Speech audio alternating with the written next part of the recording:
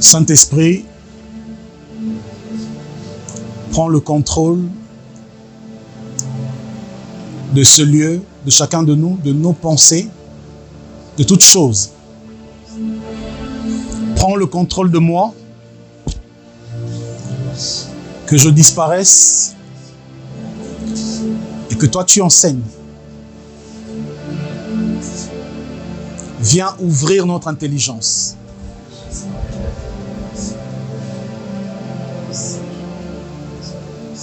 Emmène-nous dans les choses élevées.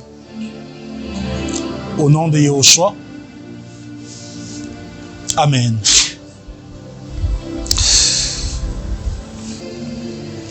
Je réfléchissais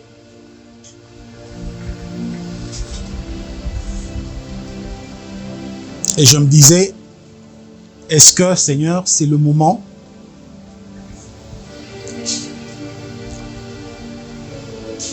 d'enseigner ces choses, d'ouvrir ces choses? Est-ce qu'ils sont prêts? Parce que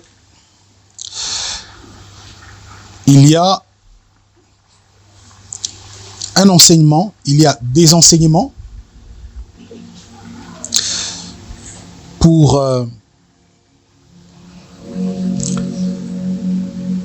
chaque niveau spirituel, chaque âge spirituel.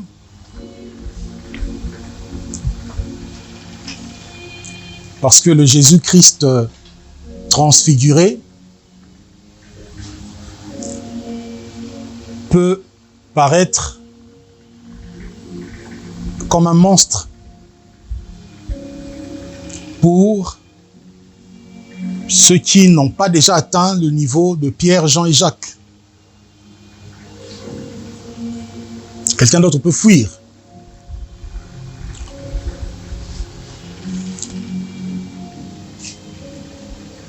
Quelqu'un qui n'a rien vu dans le surnaturel,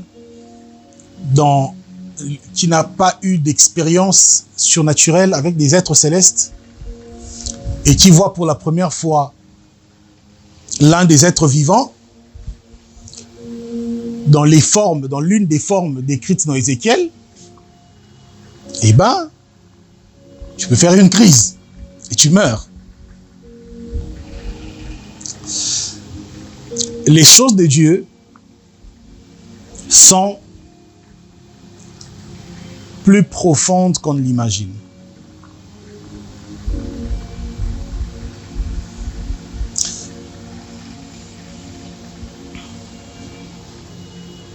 J'ai l'habitude de dire à mes fils que je ne vous ai pas encore enseigné.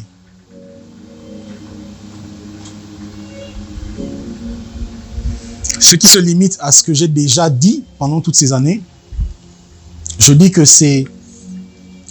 Tout ce que j'ai déjà dit là, c'est que le 1/10 de ce qu'il y a en moi et que je dois encore dire et que je n'ai pas encore dit.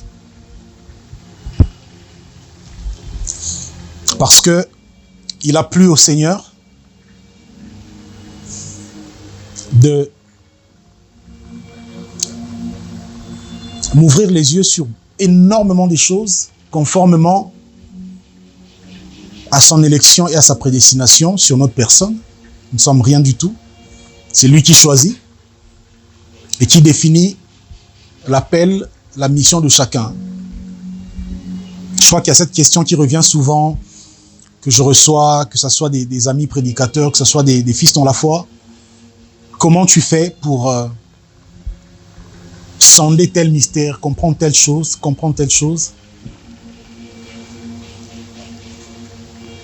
Je peux dire simplement que je ne sais pas. Alors, si je dis que c'est parce que je lis la Bible, il y a des théologiens qui ont lu la Bible plus que moi.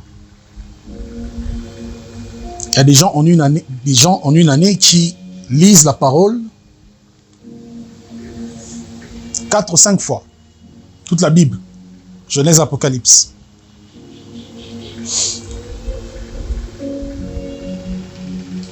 Donc, les illuminations qu'on reçoit du Seigneur, c'est pas parce qu'on s'exerce plus que les autres, mais c'est simplement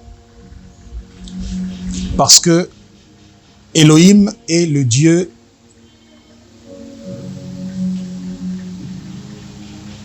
de la prédestination des hommes. Et il a, dans les temps éternels, choisi de déposer dans chaque esprit le contenu de sa mission, l'équipement qu'il faut. Et si Dieu t'appelle, Dieu sait avant la fondation du monde que tu travailleras dans l'apostolat dans un temps d'apostasie, Dieu déposera en toi le contenu qu'il faut pour ce temps. On ne peut pas travailler dans un âge comme celui-ci avec des connaissances superficielles de la parole. C'est pas possible.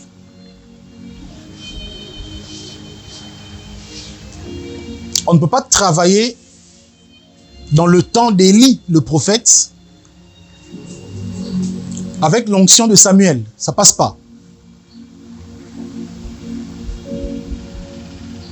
Ça passe pas. Samuel, c'était un prophète qui donne des orientations pour que le peuple suive la voie de Dieu. Samuel a travaillé dans un temps, il n'y avait pas de défi, même si Saül, ainsi que le peuple d'Israël pouvait de temps en temps se montrer rebelle envers Dieu. Mais les dieux étrangers n'étaient pas encore établis en Israël. Les hauts lieux, les autels que Salomon a bâtis plus tard, ainsi que ses descendants, n'existaient pas encore. Donc, les défis du temps d'Élie ne sont pas les mêmes que les défis du temps de Samuel. Et donc, Dieu ne peut pas déposer en Élie, en Élisée, une dimension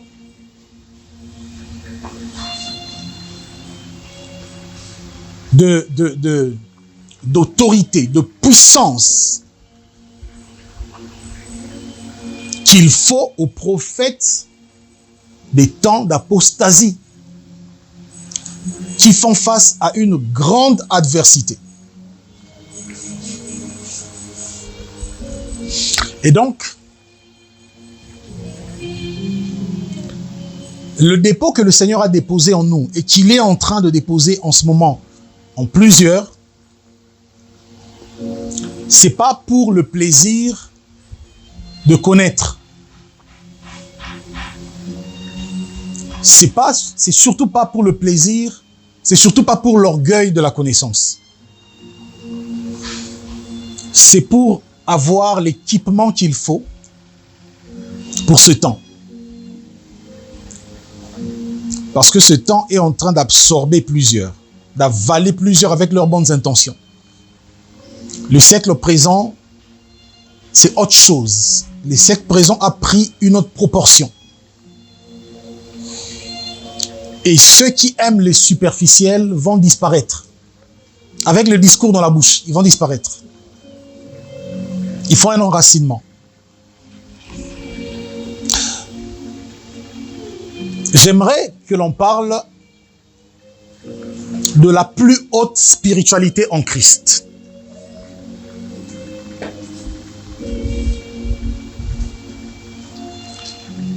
On va toucher au même verset biblique que vous avez l'habitude de lire. Mais on va les voir autrement. La plus haute spiritualité en Christ. Ici, nous allons par la grâce de Dieu et sous la conduite du Saint-Esprit briser les tabous. Parce qu'il y a beaucoup trop de tabous autour de certaines vérités bibliques. Et on ne grandit pas avec les tabous. Dans le monde des enfants, on parle avec des tabous. Dans le monde des adultes, on parle sans tabou.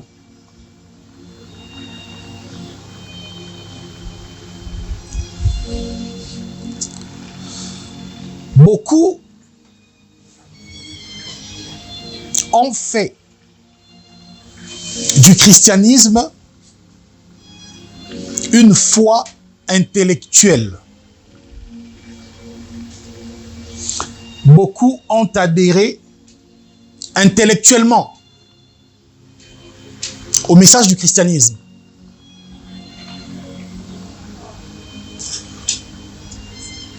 C'est pas mauvais.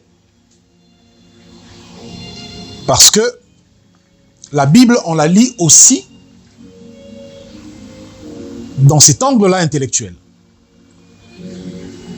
Dans la Bible, il y a l'histoire, il y a les langues, il y a la géographie, il y a la tradition, il y a toutes ces choses-là. La tradition juive.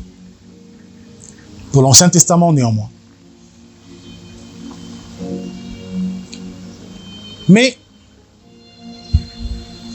ce n'est pas cette dimension-là qui vous rend efficace dans ce siècle.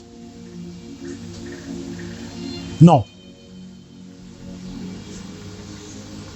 C'est pourquoi vous pouvez être des grands théologiens, des tridoques en théologie, et être spirituellement sec. Et même quand vous prêchez, on le sent. On sent que vous êtes vide. Vous pouvez être des grands théologiens, et les démons marchent sur vos vies. Ils font des dégâts dans vos familles.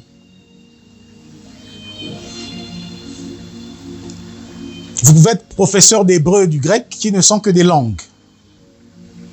Et les démons ne tremblent pas devant les langues. Deuxièmement, certains ont fait du christianisme une foi simplement morale. La foi de la morale. Le légalisme. Un message, on a fait de l'évangile un message qui tourne autour des choses à faire et à ne pas faire. Un point, un trait. Voilà pourquoi beaucoup ont résumé la sanctification en une liste des interdits.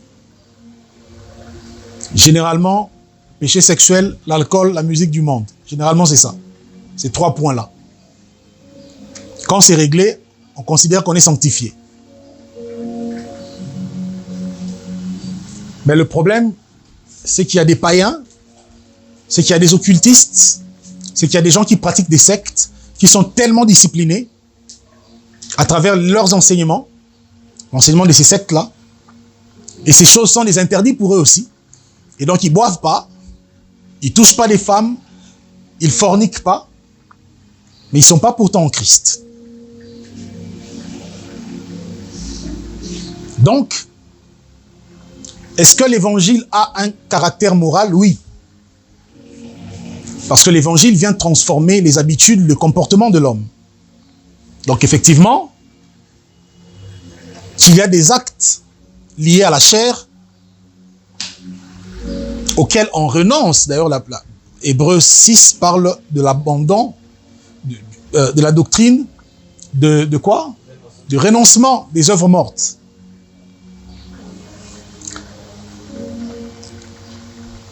Mais pour plusieurs, ce n'est devenu que quelque chose de moral, simplement. Et c'est très grave, c'est très dangereux. Conséquence, nous avons des assemblées, des gens moralement pieux, moralement irréprochables, et spirituellement secs, spirituellement vides. Toujours en train de répéter l'histoire du réveil, là. Vous savez, au temps de Charles Finney, au temps de John Wesley, un Dieu nostalgique, le Dieu de la morale. Il a été le Dieu puissant autrefois. Et pour vous, il devient simplement un Dieu historique, mais qu'il faut simplement craindre moralement, c'est tout. Il y a un problème.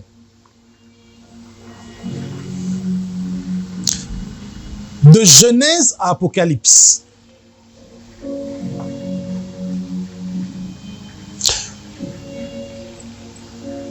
Dieu est mystique. Je ne dis pas mystère.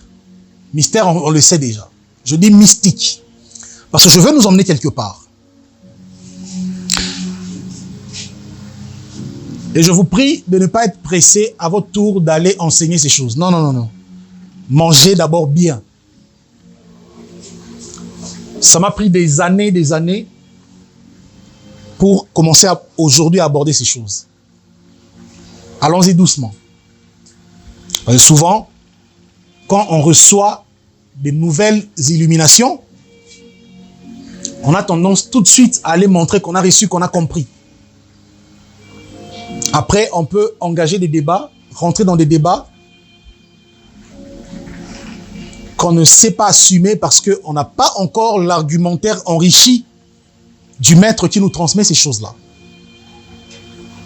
Le but de toute connaissance doit être de produire d'abord la vie en nous-mêmes, la vie de cette connaissance-là. Et ça prend du temps avant de devenir un discours dans nos bouches. Écoutez, nous sommes au temps de la fin et nous sommes en train de subir une sorte de révolution spirituelle. Vous remarquez que de partout aujourd'hui, on parle de la spiritualité, la haute spiritualité soi-disant, des faux prophètes et tout ça. Mais j'ai reçu beaucoup de questions de la part de plusieurs par rapport à certaines affirmations de certains faux prophètes sur certaines réalités spirituelles qui s'avèrent vraies et qui s'avèrent bibliquement démontrables. Et que le christianisme traditionnaliste n'est pas prêt à assumer parce que c'est des choses qui font un peu mal à la tête, parce que c'est des choses qui ne relèvent surtout pas du lait maternel. Et donc, soudainement, non, comme ça sort de la bouche de celui-là, il est faux, alors c'est faux. Attention. Maintenant, quand on ouvre la Bible, on se rend compte que telle chose que telle personne avait dite est écrite, noir sur blanc. Et nous avons nous-mêmes, au nom d'une certaine tradition, d'un certain traditionnalisme, nous avons nous-mêmes créé beaucoup de tabous sur des évidences de Dieu. Et on a créé des concepts comme, on n'a pas besoin de ces choses, prêchez-nous Jésus. Et nous allons redéfinir ce que c'est prêcher Jésus. Qui est Jésus et c'est quoi prêcher Jésus? C'est quoi la croix et c'est quoi prêcher la croix?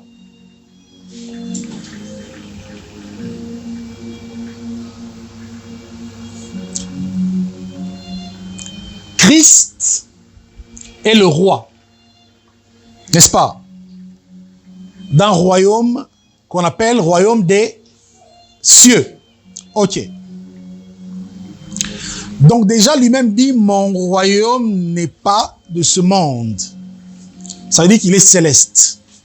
En d'autres termes, Christ est le roi d'un royaume qui jusque-là est invisible.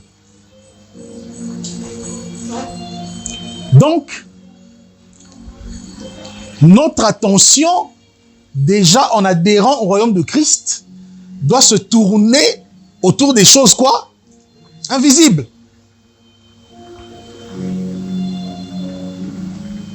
Parce que dans les choses invisibles, il n'y a pas que la magie, la cabale et tout ça. Non. Dans le royaume de Dieu, les choses invisibles sont plus profondes que ces choses-là. Un vrai prophète,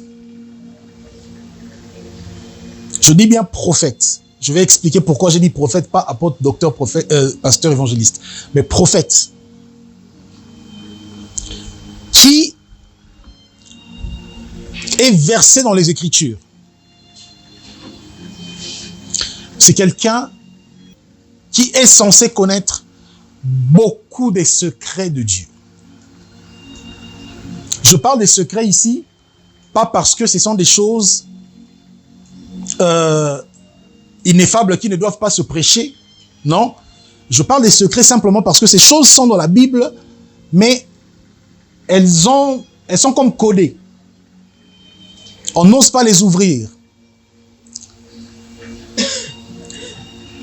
Peut-être parce qu'on a peur d'être rejeté de certaines communautés qui prêchent l'évangile en se basant sur 2, 3, 4 points. Et je vous assure que votre regard de la Bible va être bouleversé. Je peux vous rassurer. Pendant ces enseignements. Pourquoi je dis la plus haute spiritualité en Christ? Parce que pendant toutes ces années, nous avons entendu parler du spiritisme, nous avons entendu parler de la spiritualité, nous avons entendu parler, quelqu'un a parlé de la haute spiritualité, alors qu'en réalité, il parle du syncrétisme simplement, ça veut dire un mélange de croyances.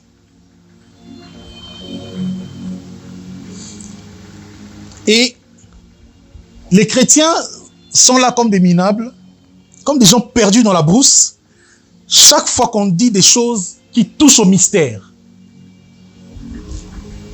Et c'est quoi encore ces choses-là? Et ça, c'est la magie. Ça, c'est des choses mystiques. Laissez-moi vous dire qu'il n'y a pas plus mystique que celui en qui nous avons cru.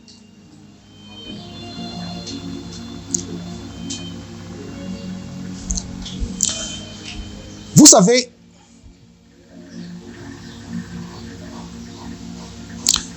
l'homme qui a libéré Israël de l'Égypte s'appelle Moïse.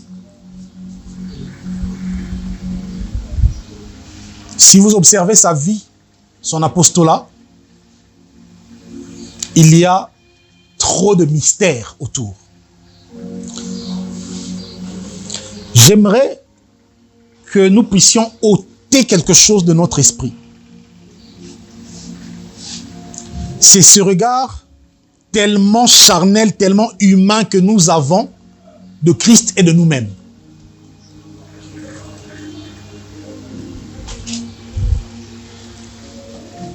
Parce que ça affaiblit.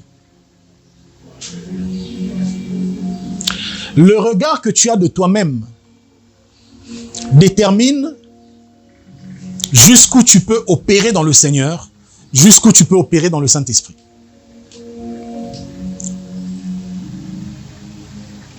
C'est pourquoi, quand Dieu appelait certains hommes, notamment Moïse, Dieu crée un ensemble de mystères autour de cet homme pour que son vécu lui rappelle que tu n'es pas n'importe qui, que tu as une mission particulière. Parce que à ta naissance, les eaux n'ont pas pu t'engloutir. Tu as été mis dans un panier, placé sur un cours d'eau. Et ça t'a conduit jusque dans la maison du roi. Mais attention, vous lisez ces choses-là historiquement? Vous pensez que c'est de la blague? Comment on peut mettre un enfant dans un panier? On le place, je ne sais pas, sur la mer ou la rivière. Et ce panier-là n'est pas secoué, n'est pas renversé. Et ça va jusqu'au palais, là où la fille du roi est en train de se baigner. Là déjà, le ministère des anges commence l'opération dans la vie de Moïse. Ce panier a été soutenu par un être. Parce que, on arrivera plus tard sur l'angéologie, on va ouvrir tout ça. Hébreu nous dit que des anges sont des myriades. Jude aussi le dit. Et ils sont là au service de ceux qui doivent hériter le salut. Ça veut dire de tous ceux qui ont précédé Christ, qui ont précédé la croix, qui ont préfiguré Christ, et de tous ceux qui sont venus après la croix. Donc, tu ne peux pas servir Dieu comme les Moïse là, si Dieu ne mobilise pas de manière mystérieuse le ciel, l'armée céleste. Vous ne pouvez pas comprendre comment Dieu défend terriblement certains hommes, comment Dieu marche avec certains hommes, comment est-ce que certains hommes, chaque fois qu'ils sont avalés, ils finissent par ressusciter. Si vous ne comprenez pas l'ensemble des choses que Dieu mobilise autour de ses appelés et de ses envoyés.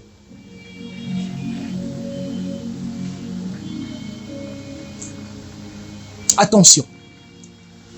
Derrière ce que nous appelons la foi se cache une très, très, très grande spiritualité. La foi est bien plus que la morale. La foi est bien plus que l'intellectualisme. La foi en Christ, c'est l'adhésion à un ensemble des grandes choses spirituelles, des grandes choses cachées que Dieu accomplit et que parfois Dieu se permet de révéler aux hommes. Si vous ne comprenez pas ces choses, vous serez en train de jeûner parce qu'on a dit, nous sommes dans un temps de jeûne, nous devons jeûner. Vous serez en train de prier parce qu'on a dit, nous avons 3 jours de prière, nous avons 40 jours de prière. Vous serez en train de vivre le traditionnalisme tout en étant dans la connaissance de la vérité, la connaissance théorique de la vérité.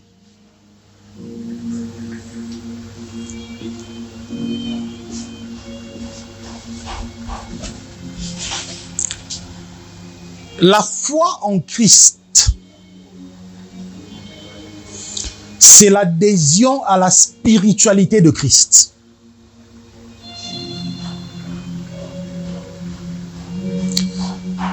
La foi en Christ, c'est l'adhésion aux réalités cachées du royaume céleste de Christ. Voilà pourquoi, quand le Seigneur guérit ce malade, les Juifs disent que c'est par Belzébul qui chasse les démons.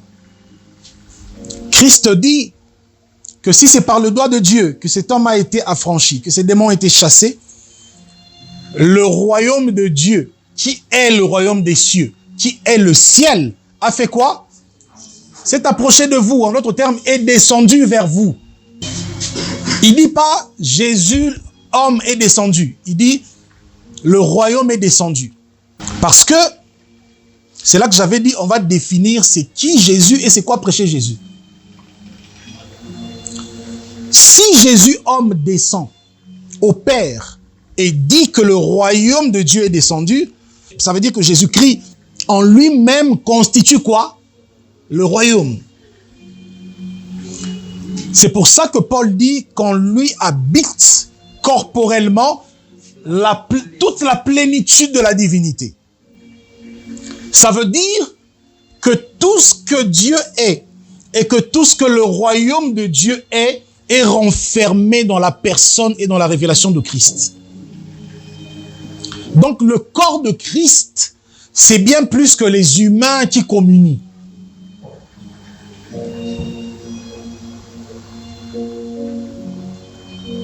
Le corps de Christ. On blague avec ce terme-là. On voit des gens qui font la comédie ici.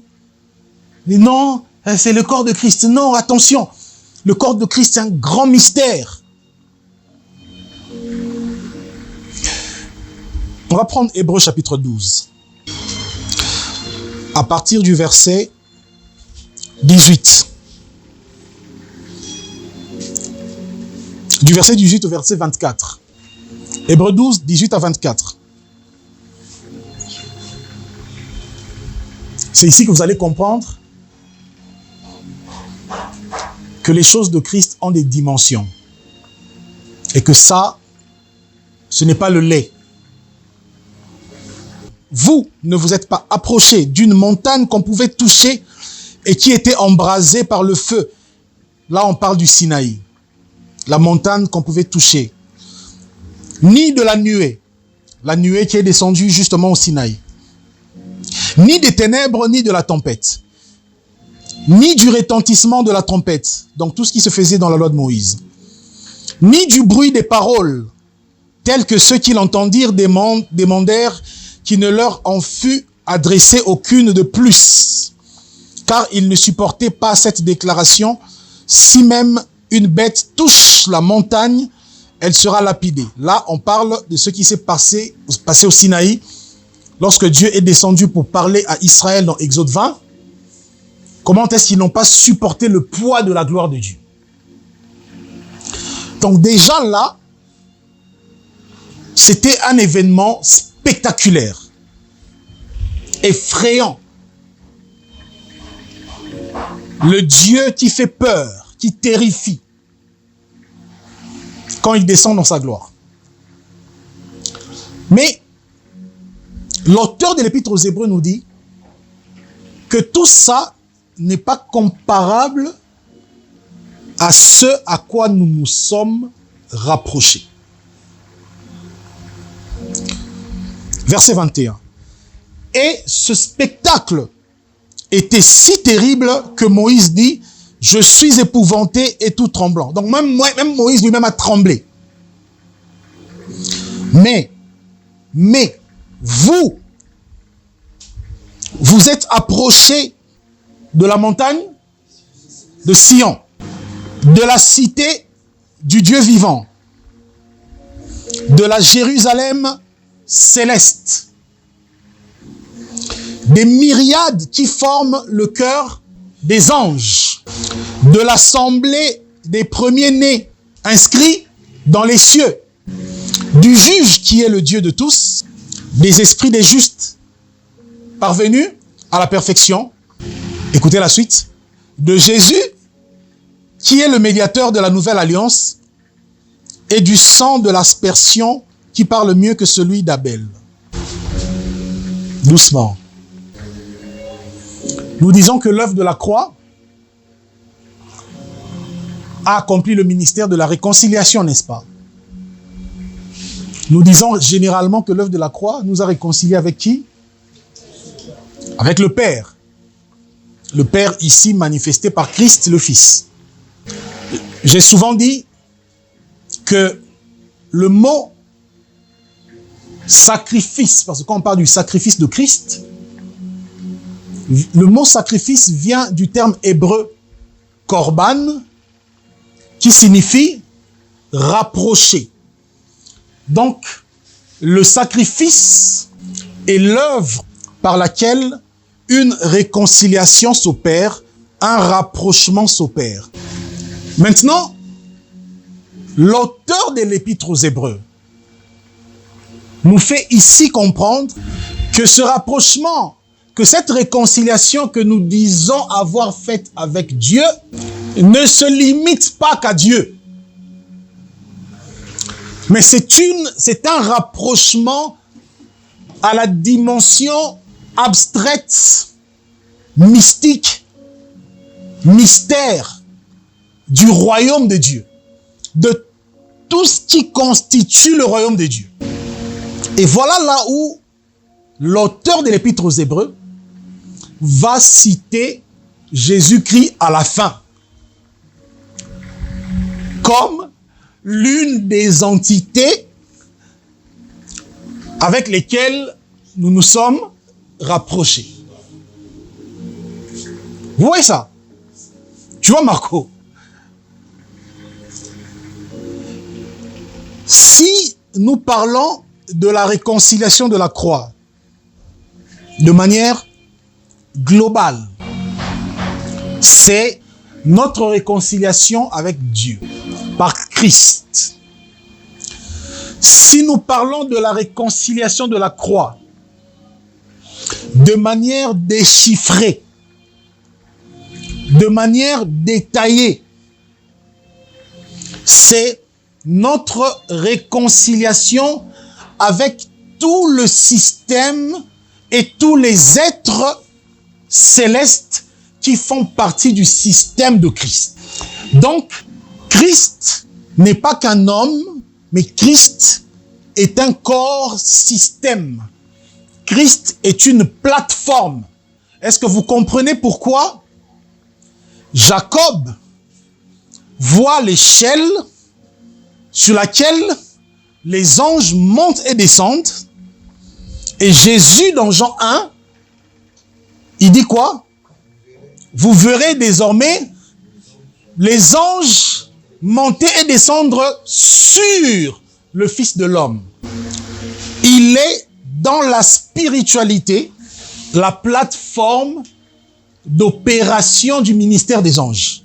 Donc on ne peut pas être en Christ et être inconscient de la communion que nous avons avec les cieux, avec les êtres célestes. Je ne suis qu'en train de poser les fondements. Il y a déjà trop de questions. Note-les quelque part pour ne pas oublier. On sera ici mercredi, on sera ici vendredi, on sera ici dimanche.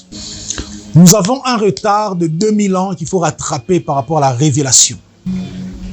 Je vais nous parler beaucoup plus en termes prophétiques que doctrinal. Parce que dans 1 Corinthiens 14, Paul dit « En quoi vous serais-je utile si je ne vous parle pas par prophétie, par doctrine, par connaissance et par révélation ?» Je suis un doctrinaire, vous le savez. Mais j'aimerais ici nous emmener dans une autre sphère. Et j'aimerais parler aux adultes, à ceux qui aiment les choses élevées. Et vous dire ceci. Le prophétique, dans le langage de Dieu, est l'aîné de la doctrine. Et on va le démontrer. Mais la doctrine, c'est ce que Dieu nous donne pour ne pas qu'on se perde dans le prophétique. La doctrine, c'est l'encadrement du chercheur spirituel. Parce que le monde spirituel, c'est le monde de la recherche, c'est le monde des découvertes. Comme c'est un monde infini, il ne faut pas qu'on se perde dedans. Et pour ça, Dieu donne la doctrine. Mais attention, parce que dans la doctrine, il y a le prophétique aussi. Dans l'évangélique, il y a le prophétique. Le prophétique navigue partout parce que c'est le plus grand langage de Dieu. C'est le tout premier langage de Dieu. C'est le premier et ça sera le dernier langage de Dieu. Les doctrines sont dispensationelles. Les doctrines sont données pour des dispensations, sont limitées dans un temps dispensationnel. Le prophétique n'a pas de dispensation. Voilà pourquoi c'est dans le prophétique que Moïse, Job, Ésaïe, Ézéchiel, Jérémie et beaucoup d'autres personnes nous parlent des mystères de la création. Nous parlent des choses qui se sont passées dans un temps qui précède la doctrine. Il faut expliquer ici que de manière globale, doctrine signifie enseignement, mais de manière stricte, quand les apôtres parlent de la doctrine, Paul, il dit qu'il faut respecter les règles de la doctrine. Donc, la doctrine fait allusion à un ensemble de règles. Voilà pourquoi c'est la doctrine qui détermine la manière dont il faut servir. La doctrine détermine la manière dont il faut se conduire dans le Seigneur. La doctrine vient définir les choses pour ce qui concerne l'exercice du sacerdoce. Mais quand on rentre dans le domaine des mystères, là, le langage de Dieu est prophétique. Et pour ça, il faut un dévoilement. Il faut que Dieu vienne te le dévoiler. D'où Apocalypse, Apocalypsis, qui veut dire dévoilement. Dévoilement. Et nous avons dans les Écritures 2 livres de dévoilement. Nous avons le premier livre d'Apocalypse de l'Ancien Testament, c'est Daniel. Et le deuxième livre d'Apocalypse dans le Nouveau Testament, c'est Jean. Daniel révèle, dévoile certaines choses et garde scellées d'autres. Et les choses qui restent scellées dans Daniel viennent être dévoilées par Jean dans Apocalypse. Le dévoilement, Apocalypsis. Ça veut dire qu'on considère que Dieu a des secrets. Qu'il fait quoi? Qu'il dévoile. Et ne vous étonnez pas qu'on soit en train de dévoiler toutes ces choses, parce que nous sommes dans l'âge de l'Apocalypse. Nous sommes dans l'âge du dévoilement. Ne me dis pas, John Wesley n'avait pas prêché ces choses. Charles Finney n'avait pas prêché ces choses. Non. Nous ne sommes pas dans la même dimension prophétique. Nous sommes dans un temps où nous expliquerons des choses que même Pierre n'a pas expliquées. Mais qui ne vont pas contredire les apôtres, qui vont confirmer les apôtres. Parce que Dieu répand l'esprit du dévoilement pour que les mystères soient ouverts. Pourquoi? Parce que la force de l'Église en ce temps dépendra de la dimension de son enracinement dans la connaissance de Christ, ça veut dire dans la connaissance des mystères du royaume. C'est très important. Je vais vous emmener pendant ces quelques séances à vraiment l'initiation à la plus haute spiritualité. Je plains ici les gens qui sont sensibles aux mots. L'initiation, c'est un mot français. C'est ce qu'on appelle le discipulat, c'est ce qu'on appelle apprendre, l'apprentissage. Les mots ont des sens. J'ai vu un frère, un aîné, qui aime défendre l'évangile sur les réseaux sociaux, mais qui perdait du temps à débattre avec quelqu'un autour du terme spiritualité. Il a dit, l'évangile de Christ, c'est pas la spiritualité. Je dis, bon, c'est quoi alors? La spiritualité, c'est quoi? C'est tout ce qui tourne autour des activités spirituelles, autour de l'esprit ou des esprits. Et il n'y a rien de charnel dans l'évangile de Christ. Comment vous dites aux gens qui sont régénérés dans l'esprit, en même temps vous êtes choqués quand ces gens-là disent que nous sommes dans la spiritualité? Le problème, c'est qu'il y a une spiritualité falsifiée, corrompue. C'est là qu'il faut mettre la nuance. Quand je parle de la plus haute spiritualité en Christ, il s'agit de l'ouverture de l'esprit prophétique qui consiste à l'accès à une connaissance très spirituelle de choses que nous ne regardons que de manière très théorique. Il s'agit ici de l'ouverture de l'esprit prophétique. Quand je dis l'esprit prophétique, ça veut dire simplement l'entendement prophétique. Deuxièmement, la Bible, livre du salut, est en réalité le livre des informations spirituelles pour ceux qui héritent le salut. Le salut n'est rien si vous n'avez pas des informations spirituelles qui donnent tout un sens à ce qu'on appelle salut. Quand on dit le salut, la croix, la justification, l'adoption, la régénération, tout ça c'est des choses spirituelles. Si vous ne percez pas certaines informations spirituelles, vous ne comprendrez même pas c'est quoi le salut. Je suis sauvé, je suis sauvé, je suis sauvé. Tu es sauvé de quoi? Tu es sauvé comment? Ces deux questions-là, c'est tellement de mystères à l'intérieur. Est-ce que vous savez que quand vous dites l'œuvre de la croix, vous parlez d'un homme qui avait cédé son corps à la croix et qui est allé opérer en esprit? Les gens pensent qu'ils sont sauvés parce qu'un corps était resté cloué à la croix. Il y a eu beaucoup de corps dans l'histoire qui ont été cloués à la croix. La preuve à côté, il y avait des brigands. Il y a eu beaucoup de martyrs dans l'histoire des nations. Des gens qui se sont donnés pour leur peuple. Paul dit dans 1 Corinthiens 13 que même si je mourais le martyr pour mon peuple, si je n'ai pas d'amour, je suis rien. Ça veut dire qu'il y a des gens qui sont arrivés jusqu'à s'offrir en martyr. Il y a des kamikazes chez les Arabes qui portent des bombes et qui vont exploser quelque part pour tuer leurs ennemis au nom d'une guerre sainte. Donc, le problème, ce n'est pas qu'un corps soit cloué, crucifié à la croix. Oh là là. L'œuvre de la croix, sa force, ce n'est même pas les clous qu'on a mis dans les bras, dans les mains de Jésus et dans ses pieds. Parce que les brigands étaient cloués aussi. Si vous descendez Jésus avec les plaies sur ses mains, au-delà bien sûr de leur caractère prophétique, mais physiquement, si vous démontrez ces plaies, les brigands aussi vont dire, mais nous aussi on a des plaies.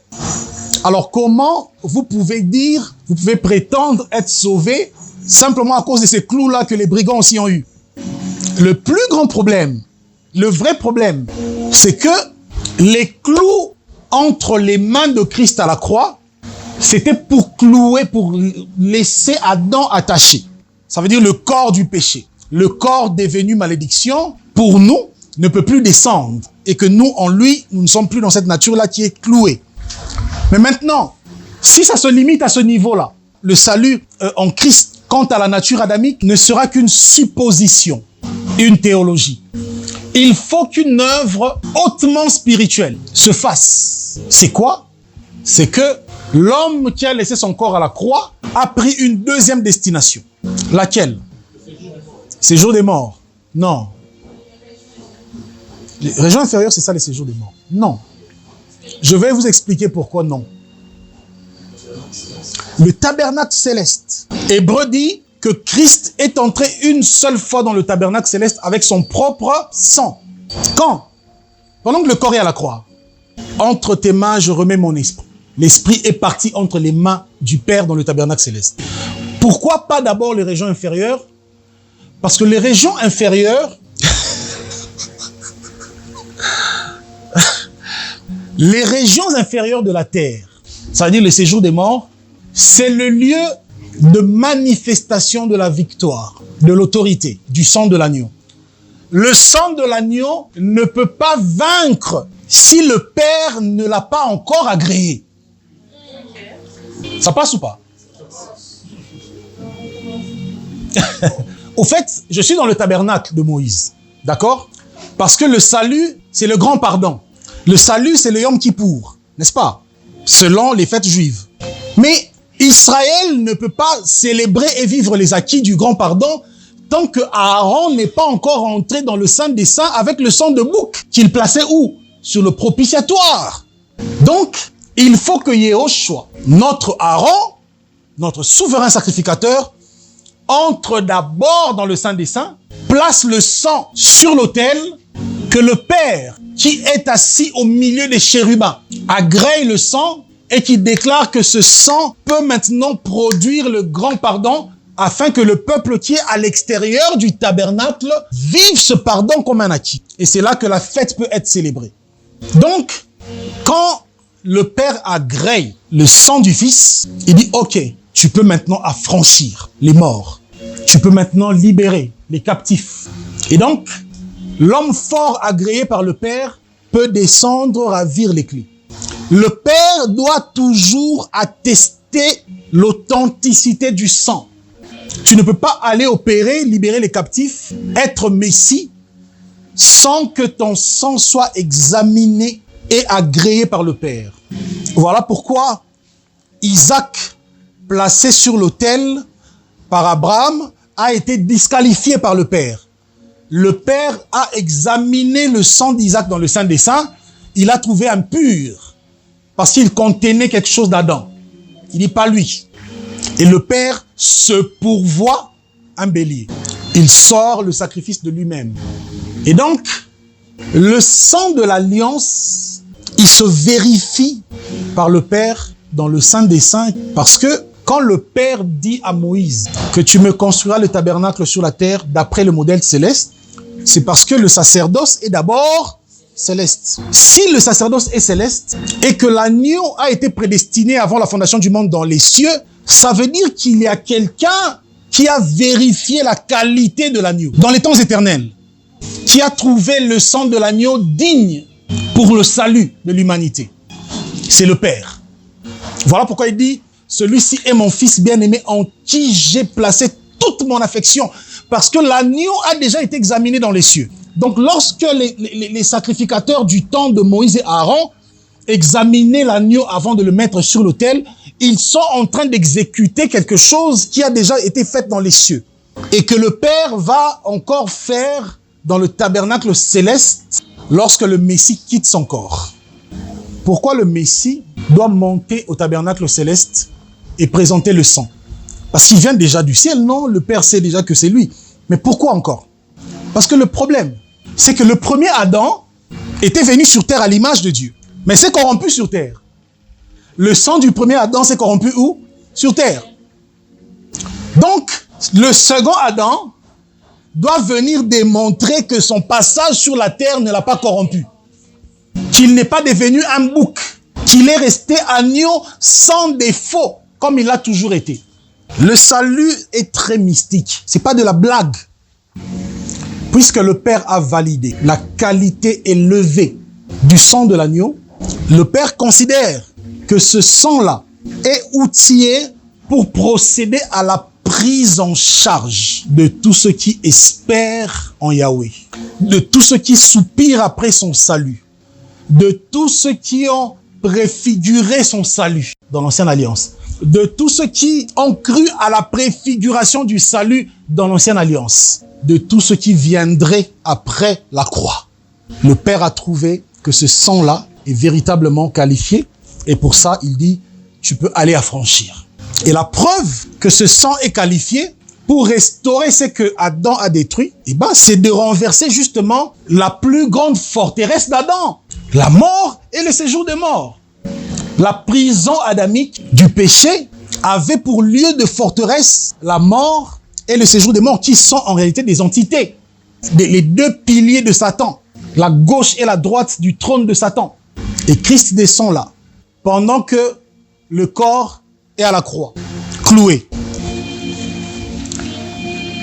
Christ descend dans le séjour des morts, et là, il y a obscurité, les démons sont convoqués. Pourquoi? Parce que la croix, c'est le lieu de dépouillement. C'est le lieu où ils ont été, comme Paul le dit dans Colossiens, cloués, livrés publiquement en spectacle. Et donc, leurs gourous, qui sont la mort et le séjour des morts, qui considèrent que même si le salut touchait aux vivants, ça veut dire tu pardonnes les péchés des vivants, tu guéris les vivants de leurs maladies, mais les morts sont déjà ici, ils sont déjà prisonniers, et tes vivants là, même si tu les guéris par tes meurtrissures, finiront par nous rejoindre ici. Il descend, il ravit les clés du séjour des morts, il ouvre la porte du séjour des morts, il dit aux âmes sortez, et pour rendre témoignage de cela, ceux d'Israël qui connaissaient leurs morts, qui sont morts dans l'espérance, dans le Mashiach, ont vu ces morts sortir de leurs sépulcres. Donc, quand les sépulcres s'ouvrent, les gens sortent, Yehoshua est dans les régions inférieures. Il tient la porte comme ça. Jusqu'à ce que le tout dernier croyant sorte. Il ferme la porte, il sort, il laisse dans les séjours de mort que ceux qui étaient sans espérance, ça veut dire ceux qui sont morts avant la croix, sans placer leur foi dans le culte de la Torah, qui était la préfiguration de Christ. Et Christ prend les clés. Et dans Apocalypse 1, il se révèle à Jean, il lui dit, j'étais mort, je suis vivant, je tiens les clés de la mort et du séjour des morts. En d'autres termes, désormais, ceux qui sont en moi, c'est moi qui détermine leur fin. C'est moi qui détermine la destination éternelle qu'ils prennent. Plus question du séjour des morts, c'est fini parce que j'ai pris les clés. Donc, quand on parle du salut, on parle de quoi là? Ça, c'est la mystique de Dieu. Quand on parle du salut, des phases du salut, on parle de la préscience de Dieu qui nous a connus d'avance. On parle de l'élection. Dieu nous a élus. Dieu nous a prédestinés. Dieu nous a sanctifiés par l'Esprit. Vous pensez que ce sont des théories? C'est par là que je vais chuter pour aujourd'hui. Au commencement, Dieu créa l'homme à son image et à sa ressemblance. Genèse 1, 26, 27. Genèse 2, Dieu forma l'homme de la poussière de la terre. Je vous ai suffisamment répété ces choses. L'homme créé et l'homme formé. Deux choses différentes. L'homme créé, c'est celui qui reçoit l'image de Dieu. Dieu est esprit. Son image, c'est la dimension esprit dans l'homme. La dimension esprit de Dieu est placée dans quelle entité de l'homme? Dans l'esprit de l'homme. Dieu ne place pas son image dans la chair de l'homme. Non. C'est l'image de Dieu dans l'esprit de l'homme qui emmène le corps de l'homme à poser des actions comme Dieu. C'est à cause de l'esprit de l'homme qui est éclairé.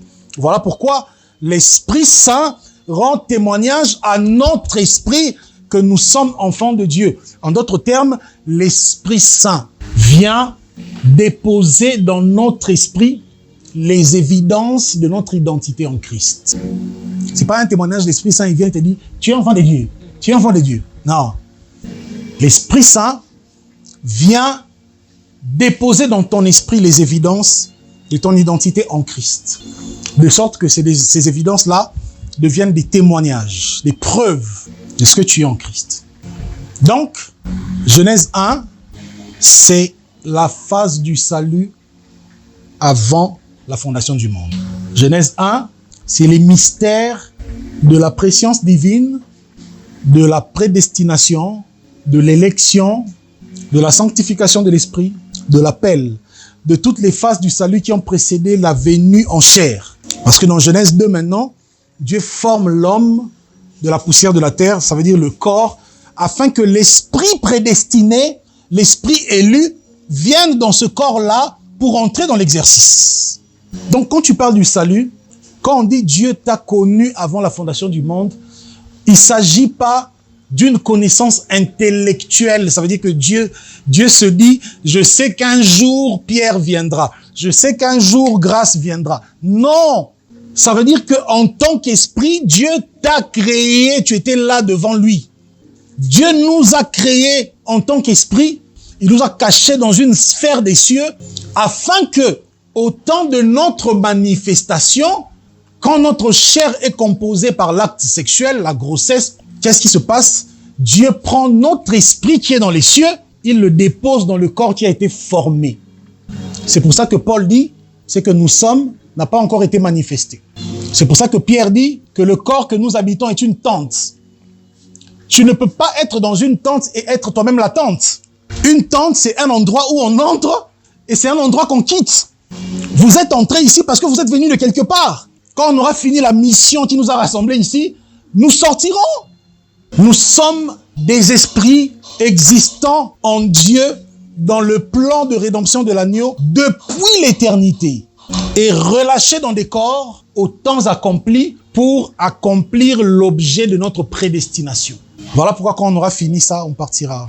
Vous voyez pourquoi d'habitude quand je vous parle de ma mort, je suis à l'aise. Parce que quand tu pénètres ce niveau de connaissance-là, cette vie ici ne t'intimide plus.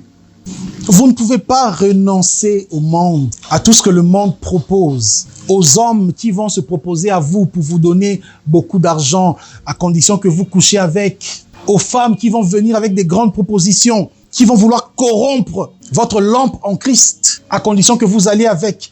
Vous ne pouvez pas renoncer à tout ça si vous n'avez pas compris les choses qui dépassent la matière. Vous comprenez pourquoi je dis que l'évangile de nos églises m'ennuie? C'est que de la matière. C'est que la matière. Comment vous pouvez m'expliquer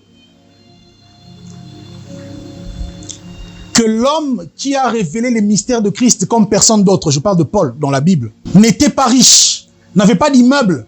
Certains pouvaient même le mépriser par rapport à son apparence. Mais c'est l'homme qui allait au 3e ciel, qui voyait des choses qui dépassent la science.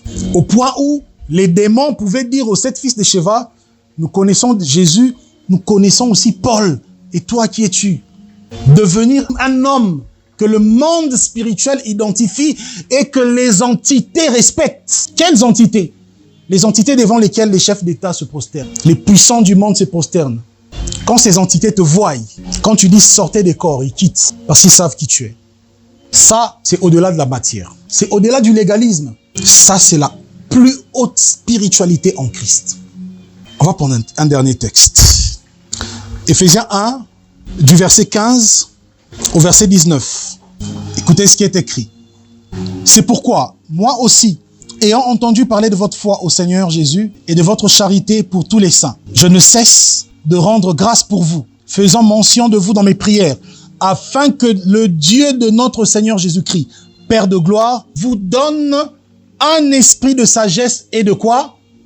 De révélation dans sa connaissance et qu'il illumine les yeux de votre cœur. Dans notre version, on dit les yeux de votre esprit pour que vous sachiez quelle est l'espérance qui s'attache à son appel, quelle est la richesse de la gloire de son héritage qu'il réserve aux saints et quelle est envers nous qui croyons l'infinie grandeur de sa puissance se manifestant avec efficacité par la vertu de sa force. Au fait, Paul est en train de dire ici qu'il ne suffit pas seulement de lire la Bible. Il ne suffit pas d'aller à l'église. Il faut que le Père de gloire illumine les yeux de nos cœurs pour qu'on sache quelle est la grandeur de sa puissance, la grandeur des choses attachées à notre espérance. Ça veut dire quoi? Nous avons cru aux choses dont nous n'avons pas une idée réelle. Jusqu'au jour où le Père vient illuminer les yeux du cœur ou les yeux de l'esprit. Pourquoi? Parce qu'il y a des yeux plus grands et plus importants que ces deux ici. Vous ne pouvez plus vous attacher à la matière. Vous ne pouvez plus vous définir par rapport à la matière. Ton identité en Christ, qu'est-ce que ça a à voir avec ton corps, avec ta grosse ou ta petite tête? Qu'est-ce que ça a à voir avec ton gros ou ton petit nez? Qu'est-ce que ça a à voir avec ton compte en banque? Qu'est-ce que ça a à voir? Pour que tu ailles vendre l'apostolat sur la table des richesses du monde. La matière. La matière. Beaucoup ont du mal à s'engager dans le Seigneur pleinement dans leurs appels, dans la vie missionnaire, parce que le regard de la matière les influence encore. Le regard de la matière, c'est le siècle présent. C'est les soucis du siècle présent. Alors, la société te donne une définition de ce que tu es censé être. Tu dois être ceci, tu dois être millionnaire, tu dois être cela et tout ça. D'autre part, il y a l'appel de Dieu qui retentit pour l'exécution des choses qui ont été déposées dans ton esprit avant ton existence. Il y a une lutte entre la chair et l'esprit. C'est comme ça que tous les jours, les soldats sont en train d'être désarmés. Nous sommes dans la génération du culte de la matière, le culte du luxe, le culte du matériel, le culte de son ego, du moi.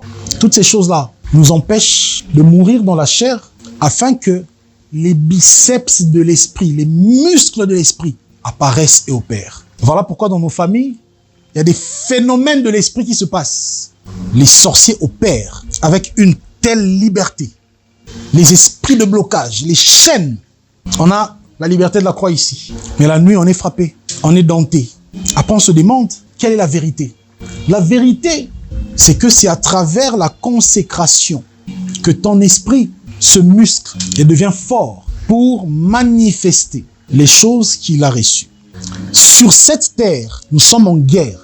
Et Paul dit, nous n'avons pas à lutter contre la chair et le sang, mais contre les principautés, les dominations, les autorités, les trônes et tout ça dans les lieux célestes. Au fait, Paul est en train de nous dire que dès que tu entres en Christ, peu importe ton âge spirituel, tes ennemis, ce sont des entités puissantes. Parce que les êtres qu'il cite là, c'est les gouvernants du royaume de Satan. Ce n'est pas des petits sorciers.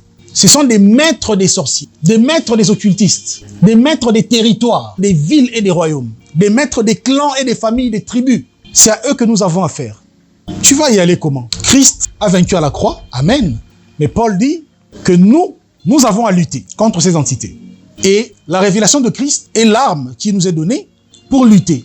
La révélation de Christ ne vient pas effacer le combat. Elle vient garantir la victoire dans le combat et non pas supprimer l'évidence du combat. Donc déjà, tu ne peux plus pleurer à cause du combat, mais en réalité, tu dois rentrer dans une dimension du revêtement. Et le revêtement, c'est lorsque l'esprit humain prend le dessus sur la chair, l'esprit humain dicte la chair dans la direction de la consécration, afin que les choses que Dieu a déposées dans notre esprit se manifestent, s'extériorisent. Si vous ne comprenez pas ces choses, on va vous appeler pasteur, apôtre, docteur, prophète. Vous passerez sur YouTube, vous avez des vues. Vous passerez sur Facebook, vous avez des vues. Les démons vous regardent, ils rient. Les yeux de l'esprit doivent être illuminés. Les yeux de l'esprit. Les yeux de l'esprit. Sinon, notre vie sera un processus de désastre. Je vous dis la vérité. Sous-estimer Satan, c'est l'erreur de plusieurs qui confessent le salut. Paul dit, je voulais aller dans telle ville, mais Satan m'en a empêché. Satan m'a résisté. Tu es plus que Paul. Faut pas blaguer. Il y a des objectifs de Dieu que vous devez atteindre, mais pour lesquels Satan peut devenir un résistant. Il y a des éléments de votre destinée que vous devez palper, mais pour lesquels Satan peut devenir un résistant. Et d'une résistance terrible. C'est pourquoi il n'y a pas plus dangereux que ceux qui prêchent le salut moral. Et je sais sentir cette odeur-là quand je suis certains prédicateurs. Tu sens que ici, c'est des théories d'un salut qui n'a rien de spirituel. Et que dans cette église-là, il y a certainement des sorciers qui sont confortables. Dans l'œuvre de Dieu, là où les esprits sont connectés à l'esprit suprême, ces esprits humains-là deviennent des esprits supérieurs. C'est ce qu'on dit de Daniel. Daniel adorait celui que les Babyloniens appellent le Dieu des cieux. Les cieux, c'est l'endroit le plus élevé. Et on définit Daniel comme l'esprit supérieur parce qu'il était au-dessus des satrapes et de tout ça, des magiciens de Nebuchadnezzar. Quand les esprits humains régénérés dans le Mashiach sont connectés à l'esprit suprême, notre grand esprit qui est le Saint-Esprit, qui est l'esprit de Christ, parce que c'est le même esprit, ce qui se passe, puisque cet esprit-là est élevé dans les cieux, il y a l'effet aimant. L'esprit qui est dans les cieux attire notre esprit dans les choses élevées, dans les dimensions élevées, et donc nous devenons des esprits supérieurs, et cela devient démontrable. Daniel n'a pas été appelé esprit supérieur par la foi. Non. On savait que les choses qui dépassaient les magiciens autour du roi, Daniel les gère. Il faut les évidences. Ne vous contentez pas à prêcher un Dieu qui vous donne pas des évidences. C'est pas le Dieu de la Bible.